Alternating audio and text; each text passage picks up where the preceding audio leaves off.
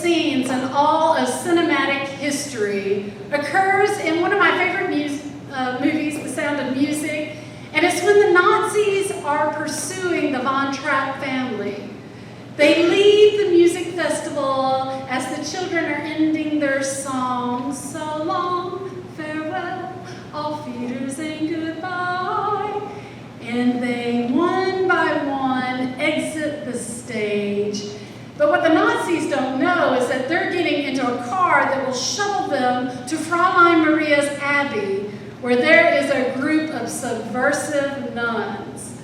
These nuns know what the right thing is to do, and they waste no time doing it. They quickly hide away the family members, and then when the Nazis get there, they pretend they have no knowledge of their whereabouts. In fact, they stand in the way, and they distract the Nazis and slow them down at every turn. Finally, when the family has safely escaped, the Nazis try to pursue them. The only problem is they get into their car and turn the key, and lo and behold, it won't start. And then the camera pans to two nuns, and they solemnly approach Reverend Mother ever so meekly, and they say, one of them says, "I have sinned." And the Reverend Mother says, "My child, what is this sin?" And in the background, you can still hear that car trying to turn over, but it refuses to start. And then these two nuns pull back their habits to reveal that they have stolen the distributor cap from the car of the Nazis. And I really like that scene because it shows us how good people sometimes need to act in subversive ways when they are faced with evil. It shows us how God uses humans as agents of liberation. And now we turn to the story of the Hebrew people who were enslaved in Egypt under a king. And this tale, you know it very well. You've heard it all your lives growing up in Sunday school. It's about a king who is not yet called Pharaoh. It is about Moses. He will enter the scene in the next chapter. He will be drawn out of the Nile, and that is what his name means, Moses, drawn out. And he has a subversive sister who makes sure that he's raised by Pharaoh's daughter and then is nursed by his very own mother. These women.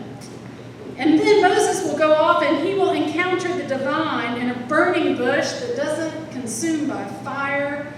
And a voice will speak out to him and reveal the divine name. And that divine name in and of itself is a riddle. It means I am who I am, I was who I was, and I will be who I will be. But before we can get to all of that in the book of Exodus, we need to focus on how we get there. And today we're going to focus on two women. Not all women in Scripture are named. And so when they are called by name in the Scripture, we know that that is our signal to pay attention. Right. These women are up to something. And we hear that a new king arose over Egypt. Like a lot of people at the top of the ladder, he now must live with fear and anxiety. For if you're at the top, you have no place to go but down. And then we know that some rely on turning to unethical behavior to ensure their place at the top of the food chain. The king is fearful because the people enslaved by Egypt are reproducing far too quickly. If they grow in number and strength, they could easily join a revolution, and they could overthrow Egypt, and they could gain their freedom. And so this powerful man, this man that has all the power in all of Egypt, he decides to take action. But does he take it out on other people with power? No. As is often the case, he takes it out on the least powerful, the most vulnerable. He takes it out on innocent babies. And so you heard that he wants all the male babies of the Hebrew people thrown into the Nile. He's not worried about the girls. I guess girls don't register as strong enough to cause any damage. He's only concerned with the boys. Isn't this the way it is? The strong and mighty are afraid of the little weaklings. Little baby boys are the cost of this man's ego problem.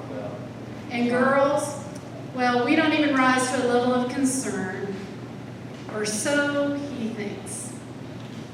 You see, the problem with his way of thinking is that he must rely on women to carry out his plan. The king approaches Hebrew midwives, Shiphrah and Puah. Remember their names. He asks them to carry out his plan. He instructs them to kill the boys, but let the girls live. After all, they're going to need the next generation of slaves. But what kind of midwife kills a baby? Their role is to help the mother usher new life into this world. What kind of woman would let her own people be devastated by letting so many newborns die? This is an unconscionable request. If they don't follow orders, they risk their own lives. But if they do follow orders, the future of their people will be at risk. So being the smart women they are, they devise a plan. One that will save not only them, but also their people. And so when the king notices that the Hebrews keep multiplying, he calls these midwives in. And they come up with the most clever excuse I've ever heard. They say, these Hebrew women, they're not like the Egyptians. They are vigorous, and they give birth before we even get there.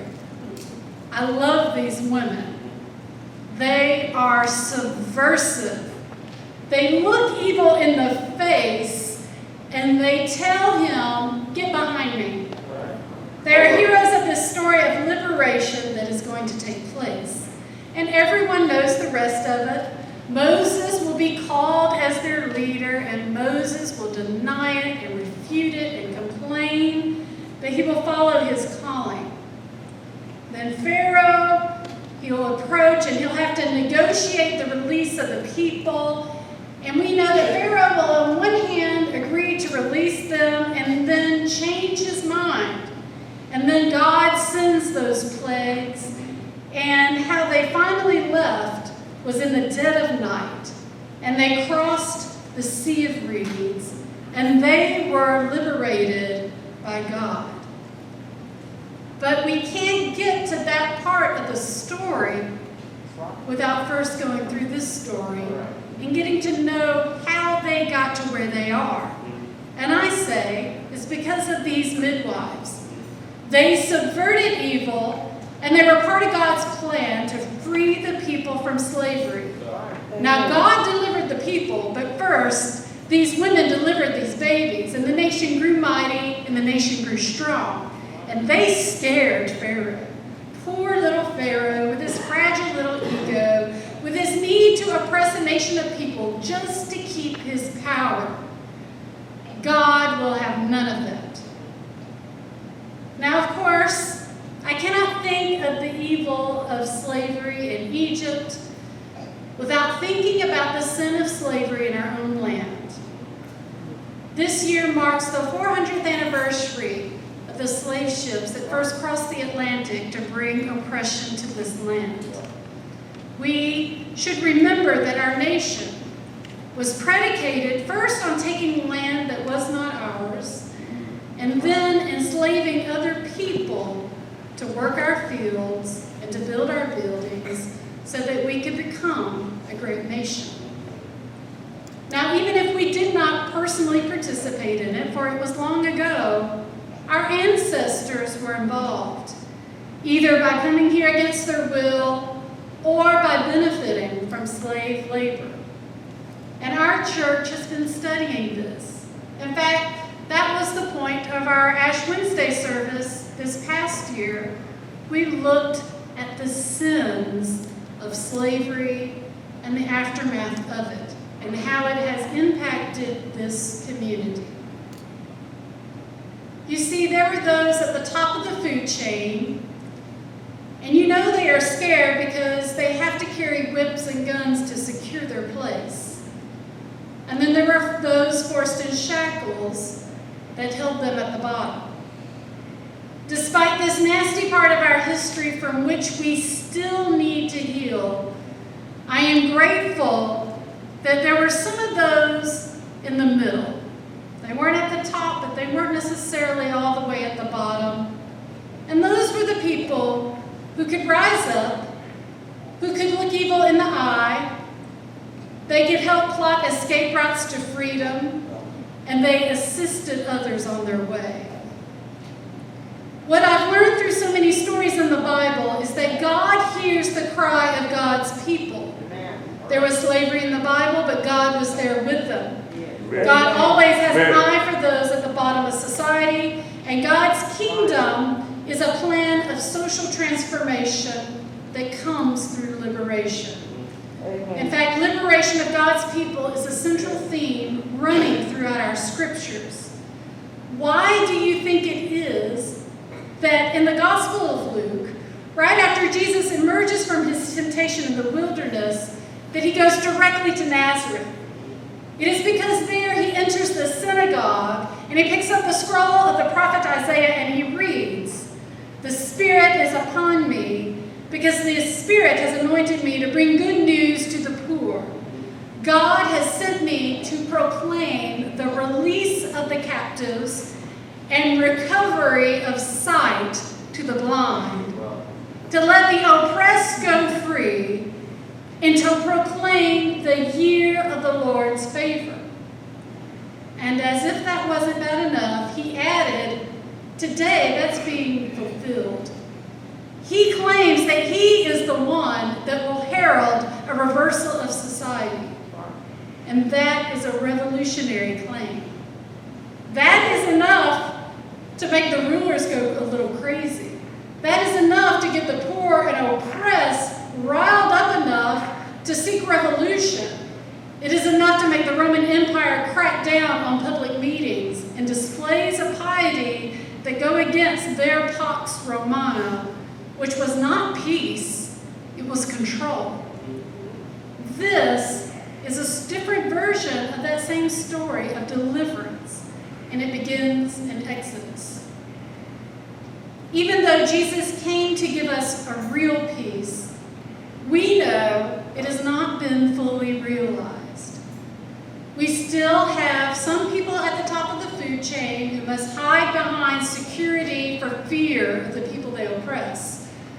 We still have others who are burdened unfairly, who might not have enough power yet to change their positions in life. But I proclaim that there are enough of us in the middle who see what is truly going on. We can name evil, we can call it out for what it is, and we can look it in the eye. Amen. We can concoct plans to subvert evil in favor of what is holy, what is good, and what is right. We, men and women, can be the midwives of change to those who are able to usher in new life. We could maybe throw our hands in the air and exclaim, well, we have no idea how this happened. I mean, the Hebrew women, they are just too vigorous for us. But we need some subversive men and women to stand up and say those things. That's right. We need subversive men and women who quilt squares that tell a story of how to make it across the river to freedom. Amen. We can assist people in seeking freedom by providing food and shelter. We can be like those nuns in the story who steal distributor caps from cars. We can do any of that if it keeps evil away and it allows others to seek to do good. These biblical stories, they are ancient, and these other stories are part of our world history and they're part of our national narrative. But aren't they really just one long, extended story? Don't we still witness to a version of it today? Yes. God needs you. And God's mighty plan, the plan that will deliver us all from evil, from sin, from narratives that tell us that there are different values to human life. Amen. Amen. God delivers God's people time and time again. It reminds me of a song. Didn't my Lord deliver Daniel? Yes. And Jonah from the belly of a whale? Yes. And the Hebrew children from the fiery furnace? Then why not every single one of us? God liberated the Hebrews. God delivered the Israelites from the oppressive rule of the Romans. God delivered and emancipated our own land from the sin of slavery. And God, that same God, will deliver you too. Sometimes the labor pains are difficult and hard, but we all get delivered.